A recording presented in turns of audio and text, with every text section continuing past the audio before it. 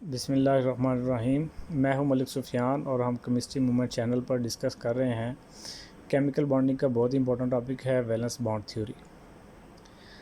Valence bond theory के बारे में हम पिछली क्लासेस में पढ़ के आ चुके हैं कि ये कोवलेंट बॉन्ड को एक्सप्लेन करती है।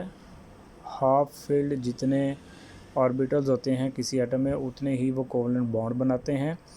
इनमें जो बॉन्डिंग होती है वो दो तरह से होती है, सिग्मा बॉन्डिंग और pi bonding. Sigma bonding head to head overlapping को हमने नाम दिया था और pi bonding side way to overlapping. Side जो सिग्मा बॉन्ड होते हैं वो स्ट्रॉन्ग होते हैं देन द पाई बॉन्ड।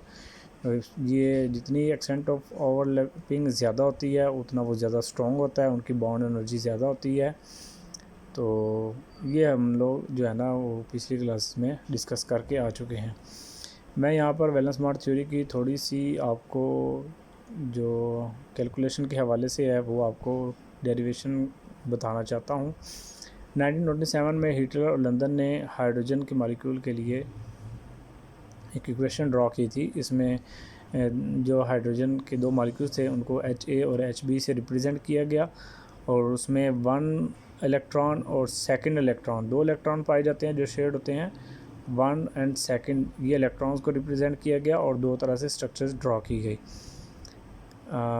ये वन स्ट्रक्चर कहलाई और ये सेकंड स्ट्रक्चर कहलाई कि अगर आपके पास दो मॉलिक्यूल्स हों H और B और वो इस तरह से हो कि H के A के पास 1 इलेक्ट्रॉन हो और B के पास सेकंड इलेक्ट्रॉन हो तो ये फर्स्ट स्ट्रक्चर कहलाई। अगर हम इसको एक्सचेंज कर देते हैं इलेक्ट्रॉन्स को, यानी कि A के पास सेकंड इलेक्ट्रॉन आ गया और B के पास फर्स्ट इलेक्ट्रॉन आ गया, तो ये सेकंड स्ट्रक्चर कहलाई।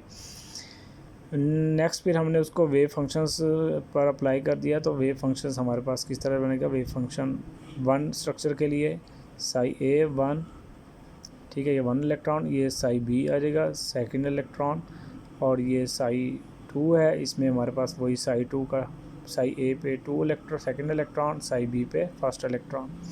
अगर हम लॉ ऑफ लीनियर कम्बिनेशन का इसके ऊपर फार्मूला लगाते हैं तो वो हमारे पास इस तरह से बनेगा psi is equal to C1 psi 1 plus C2 psi 2। Psi 1 की वैल्यू ये पुट कर देंगे यहाँ पर साई A 1 साई B 2 और यहाँ पर C2 साई A 2 और मल्टीप्लाई बाय साई B 1। ये जो आपको मालूम है कि अगर हम इसके कोफिशिएंट अगर हमारे पास 1 के इक्वल हैं तो ये इसकी हमारी वैल्यू 1 हो जाएगी और ये जो हमारे पास साई अगर प्लस में आ रही है वैल्यू तो ये सिमेट्रिकल अगर होंगे तो C1 जो कोफिशिएंट हैं ये इनकी वैल्यू 1 के इक्वल हो जाएगी अगर वो सिमेट्रिकल फॉर्म में पाए जाते हैं। तो अगर ये सिमेट्रिकल कम्बिनेशन है, सिमेट्रिकल बॉन्डिंग है तो ये हमारे पास इस तरह से इनकी वैल्यू बन जाएगी। अगर एंटी बॉन्डिंग है यानी कि एंटी सिमेट्री है फिर आपके पास क्या होगा साई A1 और साई B2 और minus psi A2 multiply by Sai B1। Linus Pauling ने 1931 में एक थ्योरी पेश की थी। उसने मज़ीद इसको मॉडिफाई किया था वैलेंस बॉन्ड थ्योरी को। उसमें जो दो इलेक्ट्रॉन्स थे वो ये कंसेप्ट किया गया कि हो सकता है एक टाइम में दोनों इलेक्ट्रॉन एक ही स्ट्रक्चर पर आ जाएं, उसके ऊपर नेगेटिव साइन आ जाएगा और जो दूसरा हाइड्रोजन का एटम होगा उसके ऊपर पॉजिटिव चार्ज आएगा और वहाँ पर इलेक्ट्रॉन क्या होंगे, ज़ीरो होंगे। तो ये थर्ड स्ट्रक्चर कहलाई और ये फोर्थ स्ट्रक्चर कहलाई जिसमें हमारे पास A पर पॉजिटिव चार्ज आ जाएगा, यह 0 इलेक्ट्रॉन है और यहाँ पर 1 और 2 दोनों इलेक्ट्रॉन A की मॉलिक्यूल पर और उसके ऊपर नेगेटिव चार्ज आ जाएगा। तो थर्ड स्ट्रक्चर ड्रॉ की गई साई A1 और साई A2, यानी कि दोनों के दोनों इलेक्ट्रॉन साई A के पास है थर्ड स्ट्रक्चर में और साई 4 में क्या है जी साई B1 साई B2 यहाँ पर इलेक्ट्रॉन।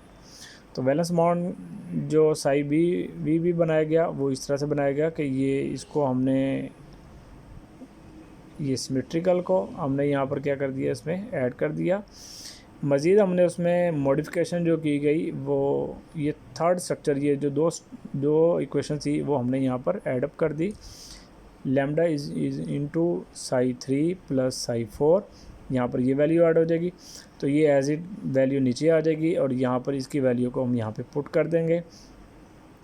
और फिर ये वाला जो हमारे पास पार्ट था इसको हमने नाम दिया कि ये साई कोवलेंट को रिप्रेजेंट कर रहा है और ये जिसमें हमारे पास पॉजिटिव और नेगेटिव का पार्ट था ये साई आयोनिक का। यहाँ पर शेयर थे इलेक्ट्रॉन जो एक्सचेंज होते थे बस, और यहाँ पर जो इलेक्ट्रॉन्स थे वो एक की तरफ चले जाते थे या दूसरे की तरफ चले जाते थे तो पॉजिटिव और नेगेटिव करैक्टर यहाँ पर शो होता था, इसलिए वो साई लेमडा साई आयनिक कहलाएगा। जब लेमडा की वैल्यू जो है वो कैलकुलेट की गई वो वैल्यू थी 0.17, तो हमने ये साई वी बी यानी कि valence bond is equal to psi covalent plus 0.17 psi ionic. इसमें जो आयनिक बॉन्डिंग एनर्जी जो निकाली गई थी वो 388 किलो जूल पर मोल थी, जबकि एक्चुअल में 458 थी, तो थोड़ा सा डिफरेंस था जो कि उस वैल्यू के करीब तर था। यहाँ पर हमने एक स्ट्रक्चर जो ग्राफ भी डायग्राम भी हमने यहाँ पर ड्रॉ की है कि यहाँ पर हमने एक्स एक्सिस के ऊपर इंटरमॉलिक्यूलर डिस्टेंस लिया है ए और बी का, और यहाँ पर पोटेंशियल एनर्जी है, और ये दरमियान में हमारे पास ये लाइन है कि यहाँ से नीचे जो वैल्यू होगी वो डिक्रीज एनर्जी है और पॉजिटिव हमारे पास हाई एनर्जी है। तो इसलिए जो ऊपर वाला पोर्शन होगा यहाँ पर वो साई ए यानी कि एंटी बॉन्डिंग एंटी सिमेट्री की इक्वेशन को शो करेगा, और जो यहाँ पर नीचे वैल्यू होगी डाउन में वो सिमेट्रिकल हमारे पास कम्बिनेशन होगी, और यहाँ पर ये वैल्यू इक्वेशन यहाँ पर शो होगी। उम्मीद है आपको वीडियो पसंद आई होगी। ये वैलेंस बॉन्ड थ्योरी की जो थ्योरी है ये हमारे पास नॉर्मल मॉलिक्यूल्स के लिए है। उम्मीद है आपको वीडियो पसंद आई होगी। वीडियो पसंद आए तो लाइक कीजिएगा, शेयर कीजिएगा। Thank you.